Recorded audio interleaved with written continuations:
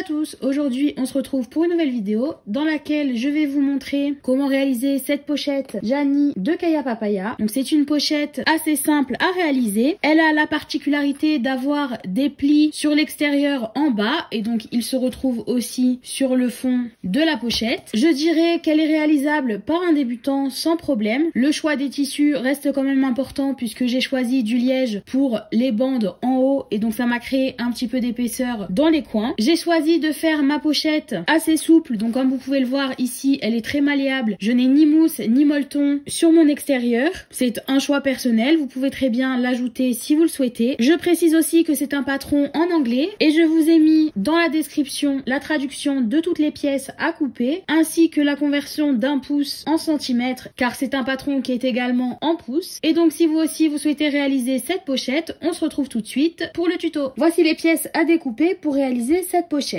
Il vous faudra 2 pièces A. J'ai choisi ici d'utiliser du coton. J'ai donc ajouté un thermocollant tissé au dos. Ce sont ces 2 pièces que l'on va plier pour créer les plis qui se trouvent sur la face avant et la face arrière de la pochette. Il faut ensuite couper 2 pièces B. Donc ce sont les pièces de contraste qui seront placées au-dessus de la pochette. J'ai choisi ici d'utiliser du liège bleu marine puisqu'il s'accorde avec l'imprimé de mon coton. Et j'ai également coupé la pièce D dans ce liège qui correspond au bord de propreté de ma fermeture éclair. Donc c'est cette petite pièce ici. Attention, il y a 2 gabarits différents dans les instructions. Un où on va laisser les bords accrus, donc pour le liège ou le simili par exemple, et l'autre où les bords seront repliés, qui est à utiliser si vous choisissez de faire votre bord de propreté en coton par exemple. J'ai ensuite coupé 2 pièces qui correspondent au gabarit C à imprimer. Il s'agit de la doublure de la pochette. J'ai choisi d'utiliser pour cette doublure une toile à sac fine. Je n'ai donc pas besoin d'utiliser de thermocollant tissé. Si vous avez choisi un tissu fin de type coton par exemple, il va falloir le renforcer avec au minimum un thermocollant tissé. Je ne vais pas utiliser de renfort supplémentaire sur ma pochette puisque je la veux assez souple. En termes de bouclerie, il ne faut vraiment pas grand chose. Il vous faut une fermeture éclair. Alors je l'ai coupée plus longue que ce qui est indiqué dans les instructions puisque je vais vous montrer au moment de l'ajouter comment je la construis pour qu'elle soit exactement à la bonne taille avant de l'ajouter à ma pochette. J'ai également ici mon étiquette avec mon logo, mais celle-ci est facultative. Si vous n'en avez pas, ce n'est vraiment pas un souci. Pour ce qui est du matériel nécessaire, il vous faudra des clips, un stylo effaçable, une paire de ciseaux, une règle et un fer à repasser ou une presse. Ça va nous permettre de marquer les plis qui seront sur l'avant. Donc je vais utiliser ici ma mini presse puisqu'elle est pratique pour pouvoir vous montrer toutes les étapes. Et sans plus attendre, on va passer au début de la construction. J'ai récupéré une demi-pièce A. Je vais vous montrer sur cette pièce. Il faudra répéter les mêmes étapes sur la deuxième. Je mets ma pièce envers vers moi et j'ai reporté toutes les lignes qui sont présentes sur le gabarit. Donc sur le gabarit papier, vous avez 8 lignes à reporter sur votre tissu et il faut reporter également la ligne centrale puisqu'elle va nous servir par la suite. J'ai tracé ces lignes à la fois sur l'envers et sur l'endroit de ma pièce. Donc j'ai fait un essai dans la marge pour vérifier que mon stylo s'effaçait bien sur ce tissu puisque parfois cela laisse des traces. Si c'est le cas, ne tracez pas vos lignes sur l'endroit mais simplement sur l'envers. Je le trace sur les deux puisqu'on va alterner les plis dans un sens et dans l'autre et ça me facilite donc la tâche à ce moment-là. On va maintenant passer au pliage de la pièce A. Donc j'ai mis ma pièce en droit vers moi. Je me suis placée du côté gauche. Je vais au niveau de la première ligne plier ma pièce endroit contre endroit. Je vais bien aligner le bord en haut et en bas et c'est là que vous voyez de tracer les lignes à la fois sur l'envers et sur l'endroit permet ici de bien voir où se trouve le pli. Et une fois que tout est bien aligné, je vais passer ma presse. Donc je fais attention de ne pas trop dépasser pour que ma prochaine ligne ne s'efface pas. Et une fois que mon pli est fait, je vais passer sur l'envers. Donc vous pouvez voir que j'ai un peu trop dépassé, donc ma ligne s'est légèrement effacée, mais elle se voit encore assez pour que je puisse plier. Et j'ai donc maintenant l'envers de ma pièce vers moi. Le premier pli que j'ai réalisé se trouve ici et je vais plier ma pièce envers contre envers. Donc je la plie au niveau de la ligne comme ceci. Pour commencer, je vais placer un clip avant de passer ma presse. Je fais la même chose en bas. Et normalement, si je me remets sur l'endroit, ce pli suit la ligne qui est tracée. Je peux maintenant passer mon fer. Bien sûr, j'enlève mes clips pour ne pas les faire fondre. Et je viens marquer mes plis. Une fois qu'ils sont bien marqués, je vais répéter la même opération sur les 2 prochaines lignes. Donc la prochaine, je vais plier endroit contre endroit. Et la suivante, envers contre envers. Je me retrouve donc maintenant avec 2 plis à l'avant et 2 sur sur l'envers. Je vais répéter la même opération de l'autre côté. Étant donné qu'on va le faire dans le sens opposé, je vais retourner ma pièce. Donc mes plis se retrouvent maintenant à droite et je vais répéter les mêmes opérations en partant de ma première ligne. Donc je vais la plier endroit contre endroit, puis envers contre envers pour la seconde et ainsi de suite. Mes plis sont maintenant tous faits, donc vous pouvez voir au centre que j'ai un genre de rectangle qui a été créé par les plis. J'ai donc un pli de chaque côté et les plis sont en miroir, c'est-à-dire que ceux de gauche sont le reflet de ceux de droite. Je vais placer des clips pour être sûr que mes plis ne bougent pas en haut et en bas et je vais ensuite répéter la même opération sur ma deuxième pièce A. Les plis sont maintenant faits sur mes deux pièces A, donc vous pouvez les voir ici. J'ai un premier pli, un deuxième de chaque côté et ma bande centrale. Je vérifie que tout est bien droit et on va maintenant passer à la machine pour coudre en haut et en bas de chacune des pièces afin de maintenir les plis en place. Ma machine est sur un point long, je suis à 3 mm du bord et je fais attention à ce que tout soit bien à plat lorsque je vais coudre. Donc ici je peux voir mes plis sur l'endroit, mais il faut également que les plis que j'ai sur l'envers soient bien à plat également.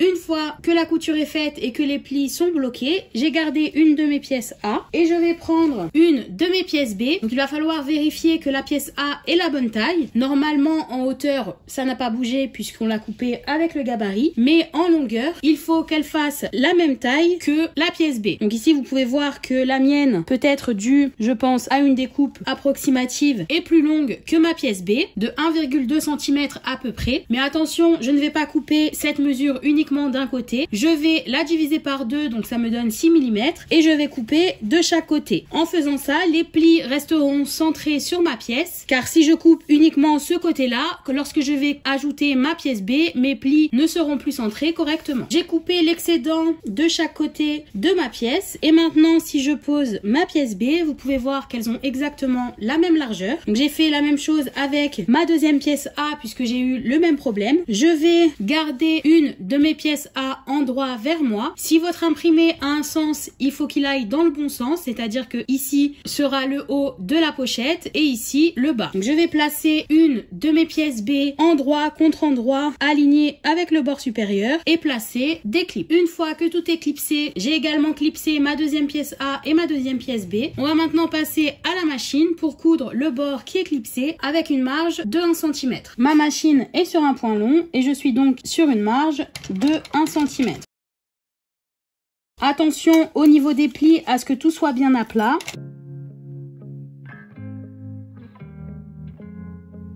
Et je vais continuer sur mes deuxièmes pièces, donc je ne coupe pas mon fil entre, j'ai bien fait mon point d'arrêt. Et je vais faire mon point d'arrêt sur les deuxièmes.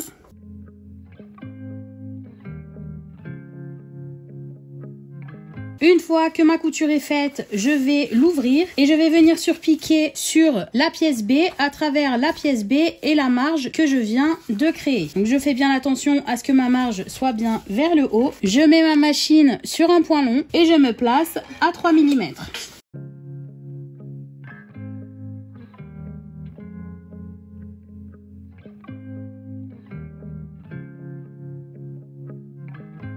Là encore, je ne vais pas couper mon fil. Je vais répéter la même étape avec ma deuxième pièce.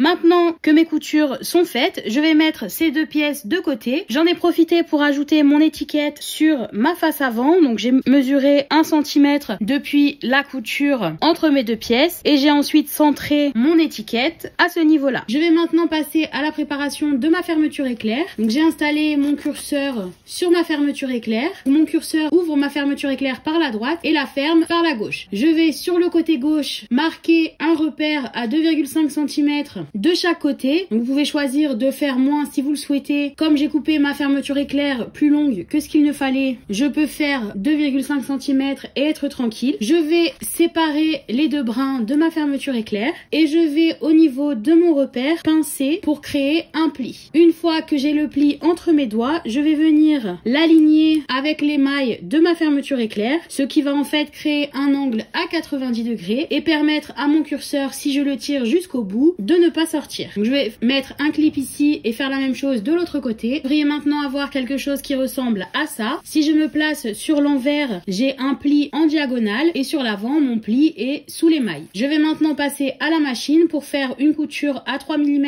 de chaque côté afin de bloquer ma fermeture éclair comme ça et de ne plus avoir besoin de clip. Maintenant que les bords de ma fermeture éclair sont cousus, vous pouvez voir que mon curseur ne peut plus sortir. Je vais mesurer ma fermeture éclair pour qu'elle mesure exactement 22 cm. Donc je vais mesurer du bout du curseur jusqu'à la fin et couper l'excédent. Une fois que ma fermeture éclair est à la bonne taille, j'ai passé un petit coup de briquet au bout pour la faire fondre et éviter qu'elle ne s'effiloche. Je vais récupérer mon bord de propreté que je vais mettre envers vers moi et je vais placer ma fermeture éclair centrée sur l'envers. Donc ici j'ai l'envers de la fermeture éclair contre l'envers de mon bord de propreté et je vais ensuite replier mon bord de propreté envers contre envers en faisant en sorte d'aligner les bords, ce qui va emprisonner l'extrémité de la fermeture éclair et créer mon bord de propreté. Donc je vais mettre du scotch double face pour que tout tienne bien en place. Donc, ne vous inquiétez pas si votre bord de propreté est plus long de chaque côté que votre fermeture éclair. On va pouvoir couper l'excédent si besoin. Ce qui est important, c'est que le bord de propreté soit bien plié au milieu, c'est-à-dire que les bords en dessous et au-dessus soient bien alignés. Comme ça, lorsque l'on va faire la couture pour l'attacher, ça va bien passer à travers l'avant et l'arrière. Ma fermeture éclair est bien poussée à l'intérieur également. Je vais maintenant passer à la machine pour faire une couture à 3 mm. J'ai donc cousu mon bord de propreté. Je vais couper l'excédent de chaque côté en faisant attention à ne pas couper ma fermeture éclair. Et je vais ensuite la plier en deux afin de trouver le milieu. Je vais ensuite prendre la face avant de ma pochette, donc pour moi c'est celle qui a l'étiquette. Si vous n'avez pas d'étiquette, les deux faces sont identiques, donc il vous suffit de prendre une de vos pièces extérieures. J'ai fait mon repère central en haut et je vais placer ma fermeture éclair endroit contre endroit avec le haut de ma pièce en mettant mon curseur à gauche, c'est-à-dire que ma fermeture éclair s'ouvre vers la droite. Je vais clipser tout ça et une fois que tout est clipsé, je vais vérifier que sur le côté, j'ai bien au moins 1,6 cm. Comme j'ai arrondi la mesure de ma fermeture éclair, normalement je devrais avoir quelques millimètres de plus de chaque côté, puisque le patron est en pouces et que moi je vous donne les mesures en centimètres. Mais l'important, c'est que vous ayez au moins 1,6 cm de chaque côté et que votre fermeture éclair soit bien centrée. Et une fois que vous avez tout mesuré, on va passer à la machine pour coudre avec une marge de 3 mm. Ma machine est sur un point long, puisque cette couture permet juste de maintenir la fermeture éclair en place avant de passer à la suite. Et je me place donc à 3 mm du bord de ma pièce.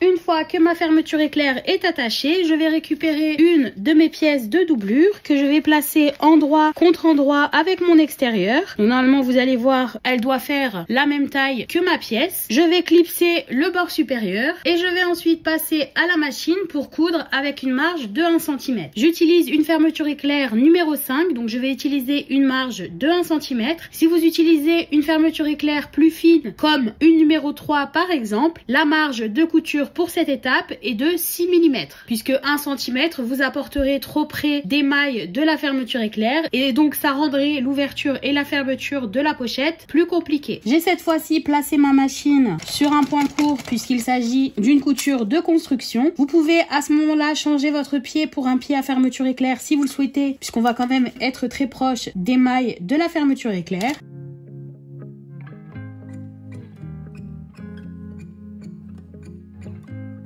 Et ici, je me rapproche de mon curseur, donc je soulève mon pied et je vais le passer derrière pour qu'il ne me dérange plus jusqu'à la fin.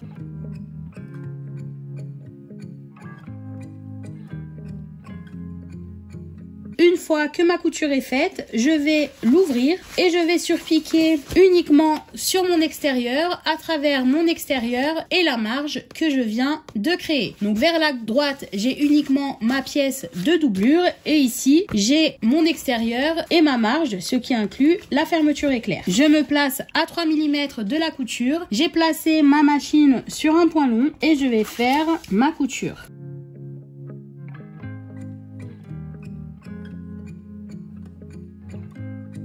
Ici, je pousse mon curseur pour qu'il ne me dérange pas.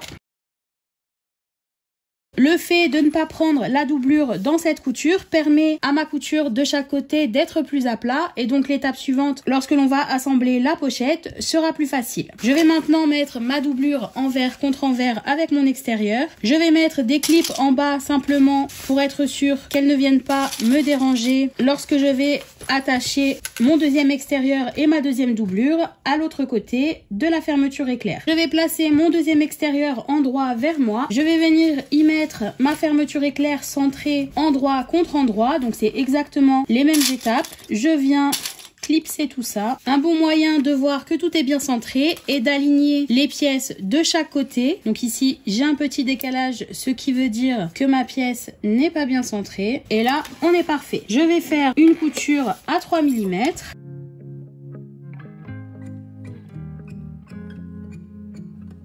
Je pousse mon curseur pour qu'il ne me dérange pas. Et je vais maintenant ajouter ma doublure, donc elle doit être endroit contre endroit avec la doublure que j'ai déjà installée. Je vais placer des clips, faire ma couture à 1 cm, puis surpiquer comme on vient de le faire pour l'autre côté.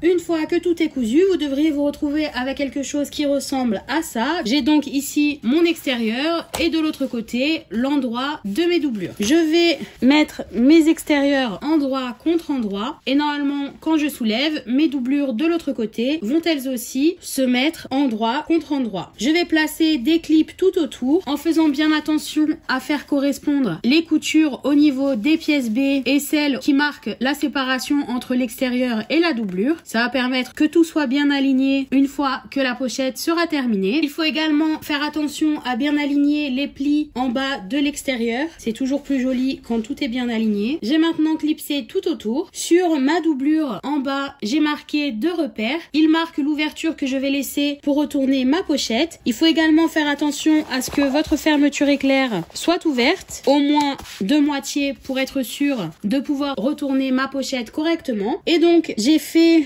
ici, entre mes 2 repères, j'ai ici à peu près 12 cm. Je n'irai pas au-dessus de 15 si j'étais vous, puisque on va ensuite coudre les angles. Et donc, si vous allez trop loin, on ne pourra pas faire la découpe et terminer cette pochette. Je vais faire ma couture en 2 fois, c'est-à-dire que je vais partir de mon premier repère, coudre tout autour de ma pochette et m'arrêter au milieu des plis de l'autre côté. Je vais ensuite recommencer ma couture au niveau du deuxième repère et revenir dans ce sens-là, simplement puisque ma machine fait des coutures beaucoup plus régulières lorsque je passe d'un tissu fin à un tissu plus épais, donc mon liège ici, que lorsque je dois descendre du liège pour aller vers un tissu plus fin. Elle le fait très bien aussi, c'est juste que je trouve que les coutures sont un peu plus jolies, donc je préfère le faire en 2 fois. Et à noter aussi que je vais coudre ma doublure avec une marge un peu plus grande que mon extérieur, c'est-à-dire que je vais coudre ici avec une marge de 1,2 cm, continuer ici, et lorsque j'arrive à quelques centimètres de mon extérieur, je vais revenir sur une marge de 1 cm pour coudre mon extérieur à 1 cm, et le reste de ma doublure ici sera lui aussi cousu avec une marge de 1,2 cm. Ça permettra à ma doublure d'être plus petite que mon extérieur et donc d'être mieux calée à l'intérieur. Je commence donc ma couture au niveau de mon premier repère. Je suis sur une marge de 1,2 cm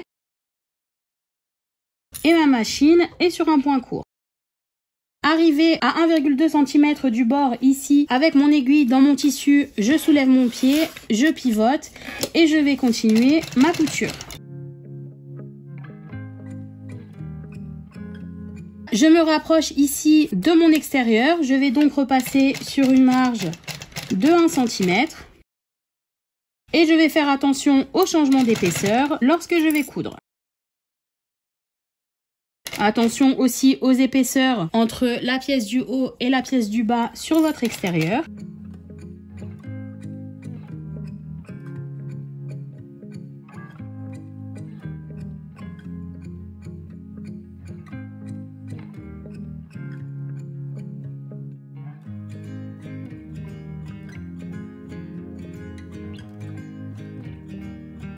Je voulais arrêter ma couture au milieu, mais je vais finalement l'arrêter ici puisque j'étais sur ma lancée et j'ai oublié de m'arrêter. Et je vais maintenant couper mes fils et la reprendre de l'autre côté de ma doublure. Donc là encore, je suis sur une marge de 1,2 cm au niveau de mon deuxième repère.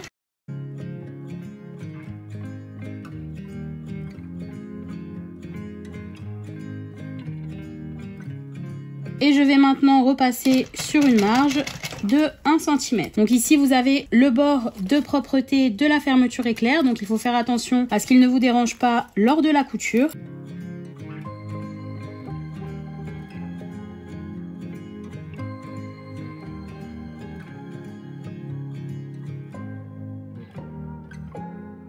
Une fois que la couture est faite tout autour, il nous reste une petite étape avant de pouvoir retourner la pochette. J'ai tracé dans les angles un carré de 2,5 cm. Donc je suis partie de ma couture et non pas du bord de ma pochette. J'ai mesuré 2,5 cm et même chose de l'autre côté, ce qui m'a formé un petit carré. Je l'ai fait également pour la doublure et je vais couper mon tissu. Alors ne vous inquiétez pas de couper votre couture puisqu'on va repasser dessus par la suite. De continuer, j'ai oublié de réduire ma marge au niveau de ma doublure puisque 1,2 cm c'est quand même assez long, donc je vais la couper pour qu'elle mesure 6 mm. Comme vous pouvez le voir, je n'ai pas coupé au niveau de l'ouverture que j'ai en bas. On a besoin de cette marge pour faire la couture finale. Donc ici, j'ai tiré un peu trop fort sur ma couture. Je vais donc venir faire un point d'arrêt pour être sûr qu'elle n'aille pas plus loin. Même chose de l'autre côté. Maintenant que mes points d'arrêt sont faits, je peux ouvrir mon angle et faire correspondre les coutures. Alors vous pouvez choisir d'ouvrir les marges si vous le souhaitez. Je vais ici en mettre une à gauche et une à droite, ce qui va faire au final le même nombre d'épaisseurs. Je place des clips et je vais ensuite à la machine pour coudre. Donc n'hésitez pas à tirer sur votre extérieur pour que tout se mette bien à plat. Et je suis là encore sur une marge de 1 cm. J'ai donc un angle de fermé ici, je vais faire la même chose pour les 3 autres et on se retrouve ensuite pour retourner la pochette. Une fois que tous les coins sont cousus, je vais retourner ma pochette par l'ouverture que j'ai dans ma doublure. Je passe ma main à l'intérieur, ma fermeture éclair est ouverte en entier et je peux maintenant récupérer mon extérieur et le faire passer dans l'ouverture. Au niveau des angles en haut, donc j'ai ma main à l'intérieur et il va falloir que je fasse tout bien sortir correctement. Donc ça peut parfois prendre du temps selon les matériaux. De ce côté-là, tout est sorti sans problème. Ici, je vais devoir tirer et pousser à l'intérieur pour que tout soit bien sorti. Donc du côté du bord de propreté, mon liège est beaucoup trop rigide pour sortir correctement. Je vais donc réduire ma marge en faisant attention à ne pas couper mes coutures et normalement je devrais pouvoir le retourner plus facilement à ce niveau là. Une fois que tout est retourné, je vais prendre ma doublure et au niveau de l'ouverture je vais passer ma marge sur l'envers. Donc normalement vous avez juste à mettre un doigt de chaque côté et la marge devrait vouloir prendre sa place sans trop de difficulté. Je vais placer des clips et faire une couture à 3 mm du bord. La couture est faite, je peux maintenant mettre ma doublure correctement à l'intérieur. Je fais attention à ce que mes plis sur l'extérieur soient bien au bon endroit également. Une fois que tout est mis à l'intérieur, la pochette est terminée. J'espère que cette vidéo vous a plu. N'hésitez pas à vous abonner et on se retrouve très vite pour un nouveau tuto. Bonne couture!